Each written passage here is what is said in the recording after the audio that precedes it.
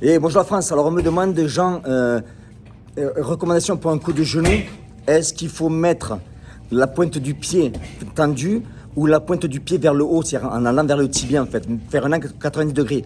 Alors, je ne recommande pas de mettre les pointes des orteils en fait vers le haut, pour la simple et bonne raison, je vais expliquer tout simplement. On va demander à Danny. Danny, will you mind to go on this bag? No, the other one, exactly. Alors, je vais demander à Danny de faire un genou, un mauvais genou en fait. Danny, can you do like a bad knee? Again. Alors, vous voyez, quand il fait le bad knee, qu'est-ce qu'il fait de bad knee again? Il pousse pas sa pointe des pieds. L'orteil, vous voyez, one more time.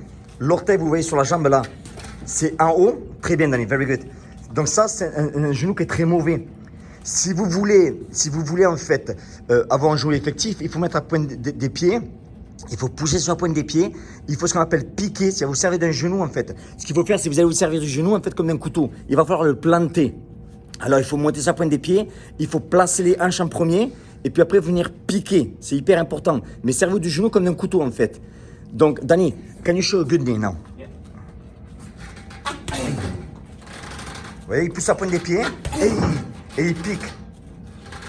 Et il pique. Et vous voyez, thank you Danny. Et là, vous voyez aussi sa main gauche protège pendant qu'il vient piquer droite. Donc c'est très important de pousser sa pointe des pieds et de piquer. Là, il va faire un en shadow. Can you do like a knee in shadow? Just for the...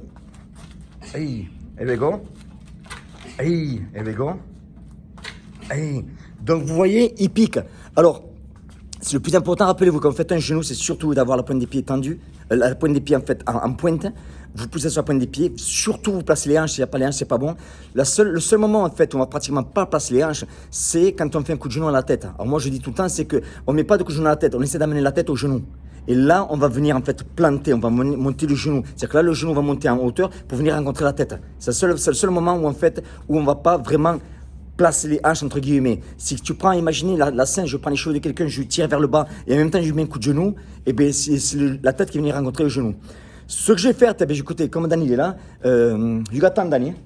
Alors ce que je vais faire, c'est que je vais faire vite fait, pour la vidéo de la semaine, un exercice. Un exercice, c'est que si vous faites des sports de combat, du Muay Thai, du kick, peu importe, et que vous travaillez surtout les genoux, c'est un kick qui n'a pas de genoux, mais travaillez les genoux, je vais vous montrer un exercice comme moi je m'entraîne au boxeur ici, je vous montre des gars qui viennent préparer des combats.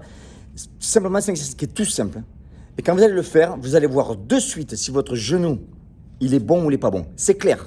Ce truc-là, de suite, vous allez faire tout seul et vous allez voir, eh bien, quand vous allez voir de suite le genou, mon genou, il est bon ou pas bon. Donc, je vais faire dans la vidéo dans la semaine. Ceux qui font partie de la liste, vous le recevez, vous allez recevoir la vidéo de la semaine comme d'habitude. Si vous êtes pas partie, rappelez-vous de mettre votre email en dessous, comme ça je peux vous contacter. Et chaque semaine, je vous envoie une vidéo technique, etc. Allez, je vous donne rendez-vous de l'autre côté. Ciao.